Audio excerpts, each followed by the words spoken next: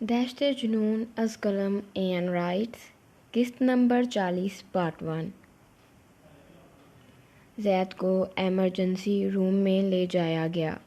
ہیرا چیئر پر گم سم بیٹھ کر آنسو بہانے لگی۔ اللہ جی، زید کو کچھ نہ ہو، بہت مشکلوں سے مجھے ان کا پیار ملا ہے، مجھ سے مت چھینے، میں مر جاؤں گی اگر انہیں کچھ ہو گیا۔ آسمان کی طرف دیکھتے اس نے اپنے اللہ سے کہا، اللہ جی، میرے لالا، میرے زید بھائی۔ کانپتا ہوا ہاتھ آنیا نے اپنے دل پر رکھا۔ اس کی آنکھیں خون چھلکنے کی حد تک سرخ ہو چکی تھی۔ السلام علیکم ڈاکٹر احمد۔ ایک ڈاکٹر نے احمد کے پاس آ کے سلام کی۔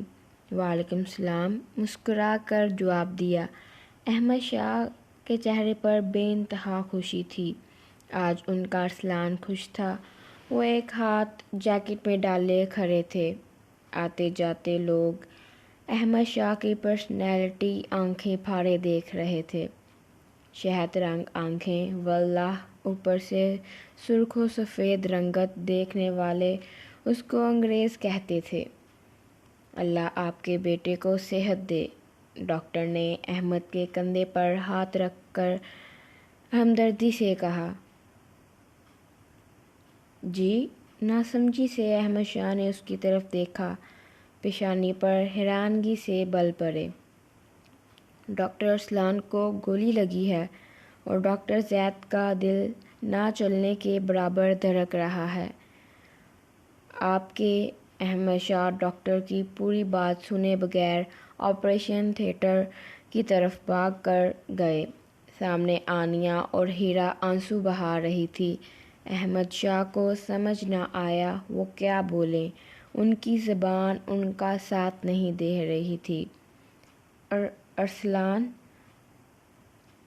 وہ کانپ رہے تھے۔ آنیا احمد شاہ کی آواز سنتے بھاگ کر ان کے گلے لگی۔ احمد شاہ لڑکھڑا کر گرنے لگے۔ آنیا نے انہیں سہارا دیتے چیئر پر بٹھایا۔ مجھے میرے بیٹوں پاس جانا۔ احمد شاہ اٹھے، لڑکھڑا کر چیئر پر گرے۔ دوبارہ اٹھ کے آپریشن تھیٹر کا دروازہ کھول کر اندر داخل ہوئے۔ ارسلان شاہ کے سینے پر کٹ لگا کر گولی نکالنے کی کوشش کی جا رہی تھی۔ احمد شاہ بے جان قدم اٹھاتے اسٹریچر کے پاس گئے۔ ارد شیر نے ہمدردی سے اپنے دوست کی طرف دیکھا۔ خان، میرے بیٹے۔ وہ آنکھیں جھپکے بغیر ارسلان کو دیکھ رہے تھے۔ وہ کس تکلیف سے گزر رہے تھے وہ خود یا ان کا خدا جانتا تھا۔ ہمت کرتے ارسلان کا ہاتھ تھاما۔ اس کا ہاتھ برف کی مانند سرد تھا۔ اس کا خون آلود ہاتھ پیشانی سے لگاتے آنسو بہانے لگے۔ پاس کھڑے سب سرجن نے ایک پل کے لیے احمد شاہ کی طرف دیکھا۔ ایک مضبوط جسامت اور ذہن رکھنے والا شخص آج رو رہا تھا۔ ڈاکٹر احمد، سب ٹھیک ہو جائے گا،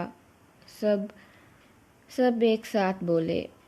احمد شاہ اپنے بیٹے کا ہاتھ پکڑے ساکت بیٹھے آنسو بہا رہے تھے۔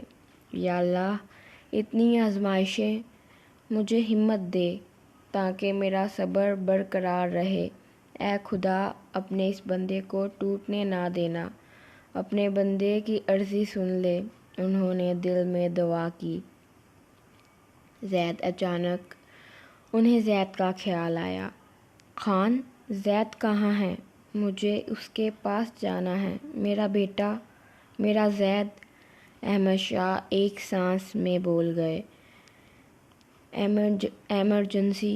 ارد شیر نے ابھی ایمرجنسی ہی بولا تھا۔ وہ لمبے لمبے ڈگ بڑھتے باہر چلے گئے۔ ایمرجنسی روم میں داخل ہوئے۔ اللہ سے ہمت کی دعا دل میں مانگتے زید کے قریب گئے۔ ساتھ پڑی مشین پر دھیان گیا جہاں زید کی ہارٹ بیٹ نہ ہونے کے برابر تھی۔ ایک باپ کے لیے سب سے تکلیف دہ لمحہ اپنی جوان اولاد کو تکلیف میں دیکھنا ہوتا ہے۔ ترس نہیں آتا تم دونوں کو مجھ پر؟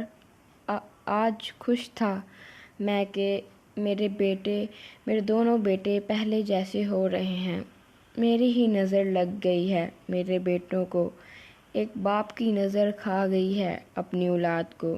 احمد شاہ چیئر پر بیٹھ کر پھوٹ پھوٹ کر رو دیے۔ ہیرا اور آنیہ کمرے میں داخل ہوئی تھی۔ احمد شاہ کی باتیں سن کر ان کے آنسو تیزی سے بہنے لگے۔ آنیہ اپنے بابا کی باتیں سن کر تڑپ کے ان کے پاس گئی۔ کیسی باتیں کر رہے ہیں آپ بابا؟ باپ کی نظر کیسے لگ سکتی ہے؟ جو انسان اپنی اولاد کی خوشیوں کا باعث ہو، جو اپنی اولاد کو دیکھ کر خوش ہوتا ہو، اس کی نظر کیسے لگ سکتی ہے؟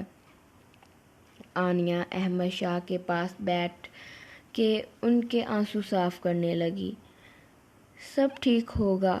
احمد شاہ نے آنیہ کو اپنے سینے سے لگا لیا۔ بیٹیاں خود چاہے جتنا مرضی اندر سے ٹوٹی ہوں، اپنوں کو حوصلہ دینے کے لیے مضبوط بن جاتی ہیں۔ وہ کانپ رہی تھی لیکن ہمت کر کے اپنے والد کو حوصلہ بھی دے رہی تھی۔ احمد شاہ اور آنیہ نے ہیرا کی طرف دیکھا۔ وہ گم سم کھڑی زید کو دیکھے جا رہی تھی۔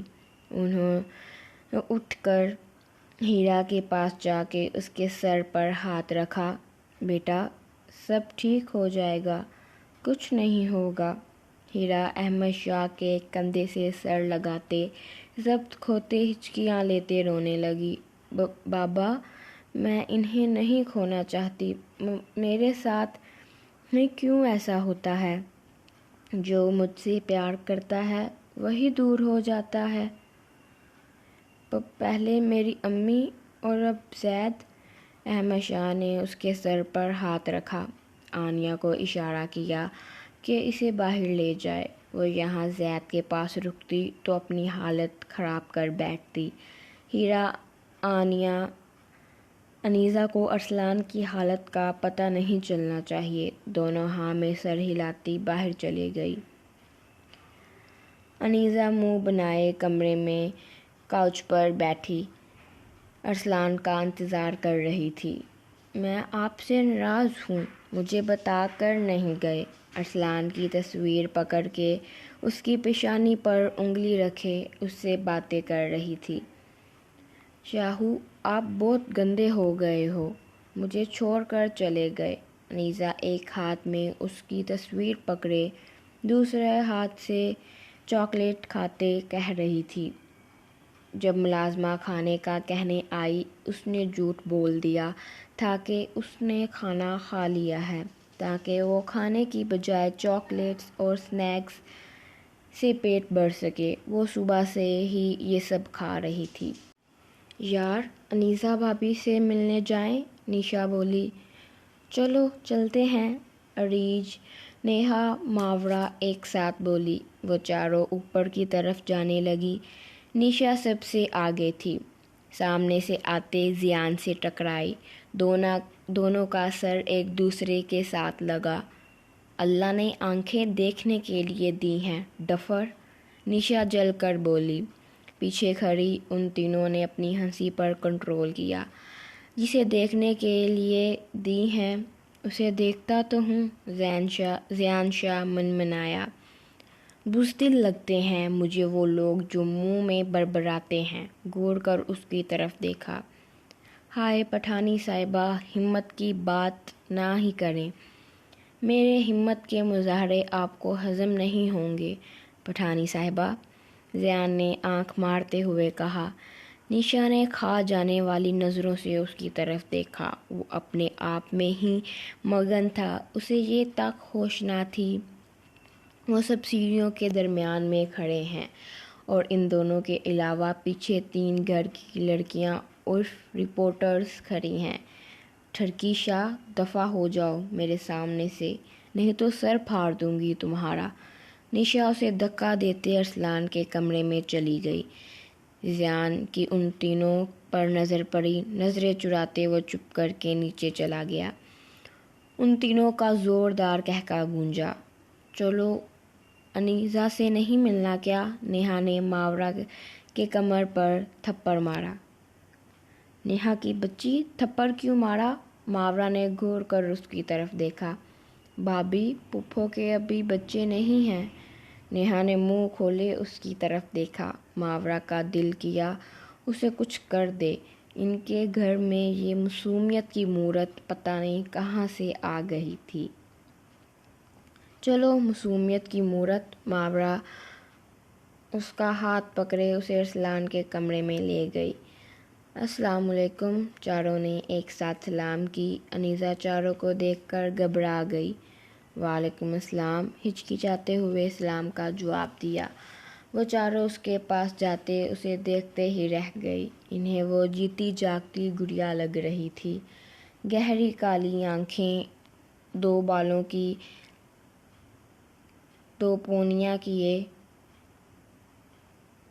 کھلی فراک پہنے، آنکھیں پٹ پٹا کر ان کی طرف دیکھ رہی تھی۔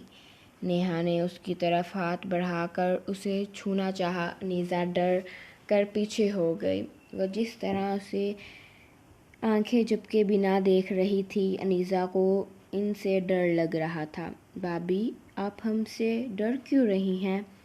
نشا بے حد پیار سے بول کر اس کے پاس بیٹھی۔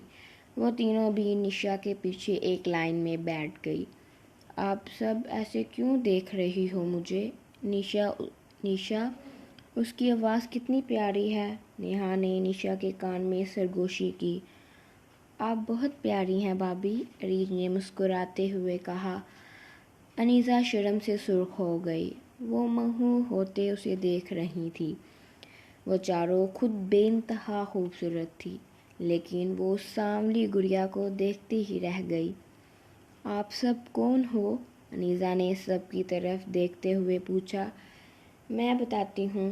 ماورا بیڈ کے اوپر چڑھ کر انیزا کے پاس جا کے بیٹھی۔ میں آپ کی جیٹھانی ہوں۔ ماورا نے خود کی طرف اشارہ کیا۔ یہ آپ کی دیورانی پلس نند ہے۔ ریچ کی طرف اشارہ کیا۔ اور یہ آپ کی نند ہے۔ نشا کی کمر پر تھپڑ مارا۔ نشا نے گھور کر دیکھا اور یہ نیہا کے بارے میں بتانے لگی۔ جب تینوں نے کہکا لگایا، نیہا نے کھا جانے والی نظروں سے ان تینوں کی طرف دیکھا۔ یہ آپ کی ساس ہے۔ تینوں ایک ساتھ بولتے ہوئے پیٹ پکڑ کے ہنسنا شروع ہو گئی۔ ساس؟ انیزا نے اوپر سے نیچے تک اسے دیکھا۔ انیزا کے اس طرح دیکھنے پر نیہا کا دل کیا ان تینوں کا سر پھاڑ دے جو کہکے لگا رہی تھی۔ چھوٹی سی ساس؟ انیزا کھلکھلا کر ہنسنا شروع ہو گئی۔ نیہا بیچاری چپ کر گئی۔ وہ انیزا کو کچھ نہیں کہہ سکتی تھی کیونکہ اس کا ذہن بچوں والا تھا، لیکن تینوں کی مرمت کروانے کا اس نے پکا ارادہ کر لیا تھا۔ بھابھی، باہر چلیں؟ نشا نے اس کا ہاتھ پکڑا۔ انیزا خوش ہوتے ہاں میں سر ہلا گئی۔ اسے وہ چاروں اچھی لگی تھی۔ انیزا کو کھڑا کرتے ساتھ لے جانے لگی۔ انیزا بیڈ سے اتر کے ایک جگہ جم کر کھڑی ہو گئی۔ کیا ہوا انیزا؟ نیہا نے اس کے کندھے پر ہاتھ رکھا۔ انیزا خاموشی سے دوپٹے کی طرف دیکھ رہی تھی۔ نشا نے اپنی پیشانی پر ہاتھ مارا۔ انیزا نے دوپٹہ نہیں لیا ہوا تھا۔ نشا نے دوپٹہ پکڑ کر انیزا کا حجاب بنایا۔ حجاب سیٹ ہوتے ہی جیسے انیزا پرسکون سی ہو گئی۔ ہائے، کتنی پیاری ہو تم۔ ماورا نے اس کے قریب ہوتے اس کے رخسار پر پیار کیا۔ انیزا بے انتہا سرخ ہو گئی۔ بھابھی، اتنا سرخ نہ ہوں، وہ آپ کی جیٹھانی ہے، ارسلان بائی نہیں۔ نشا کی بات پر نیہا اور ماورا ہنس دی۔ ہاں، یہ میرے شاہو، انیزا نے بولا۔ بھائی جی، اریج نے کہا۔ نہیں ہیں، دونوں ایک ساتھ معصومیت سے آنکھیں پٹ پٹاتے ہوئے بولی۔ ایک معصومیت کی مورت کم تھی جو دوسری بھی آ گئی، ماورا بڑبڑائی۔ نشا اور نیہا نے سن لیا، گھور کر اس کی طرف دیکھا جیسے کہنا چاہ رہی ہوں خاموش رہو۔ وہ پانچوں نیچے آئیں۔ سب عورتیں اور مرد گھر تھے۔ اتوار تھا، عموماً ارسلان اور احمد بھی گھر ہوتے تھے، لیکن آج وہ میٹنگ کی وجہ سے گئے ہوئے تھے اور زید ہانی مون پر گیا ہوا تھا۔ انشا اور اسما انیسہ کو دیکھتی رہ گئی۔ وہ حجاب میں بے انتہا خوبصورت لگ رہی تھی۔ سب مردوں کی ایک پل کے لیے انیسہ کی طرف نظر گئی۔ وہ فوراً اپنی نظریں جھکا گئے۔ وہ اچھے سے جانتے تھے ان کی نیت چاہے جتنی بھی صاف ہو، ارسلان شاہ اپنی بیوی پر کسی کی بھی نظر برداشت نہیں کر سکتا، چاہے وہ اس کا جتنا مرضی قریبی ہو۔ چاروں نے انیسہ کو اسما اور انشا کے درمیان بٹھا دیا۔ ہچکچاتے اور گھبراتے ہوئے ان کے درمیان بیٹھ گئی۔ انیسہ، آپ ہم سے ڈر کیوں رہی ہو بیٹا؟ اسما نے اسے اپنے ساتھ لگاتے کہا۔ پتہ نہیں، معصومیت سے آنکھیں پٹ پٹاتے ہوئے کہا۔ اسما کو اس پر ٹوٹ کر پیار آیا۔ ان کا بیٹا واقعی ہی گڑیا لے کر آیا تھا۔ آنٹی، مجھے بھوک لگی ہے، بچوں جیسا منہ بنا کر کہا۔ کھانا نہیں کھایا آپ نے؟ اسما کے کہنے پر وہ چہرہ نیچے کر کے بیٹھ گئی۔ اس نے کھانے کی جگہ بس چاکلیٹس ہی کھائی تھی، انہیں بتاتی تو ڈانٹ پڑنی تھی۔ کھایا تھا، لیکن پھر بھوک لگ گئی، معصومیت سے کہہ کر خاموش ہو گئی۔ اسما نے مسکرا کر اس کی طرف دیکھا۔ بیٹا، آپ کو بھوک لگی تھی تو بتا دیتی۔ اسما بیگم پیار سے اس سے کہہ کر ملازمہ کو کھانا لانے کا کہا۔ کھانا آتے ہی انیسہ اس میں جت گئی۔ انشا بیگم کا فون رنگ ہوا۔ آنیہ کی کال آ رہی تھی۔ کال پک کی۔ آنیہ کی بات سنتے ان کے چہرے کا رنگ زرد پڑ گیا۔ جاری ہے، انشاءاللہ کل پارٹ 2 اپلوڈ ہوگا۔ پیارے ریڈرز، آپ ایپیسوڈ دیکھتے ہیں تو اسے لائک بھی کر دیا کریں، اور جنہوں نے سبسکرائب نہیں کیا وہ چینل کو سبسکرائب بھی کر دیں۔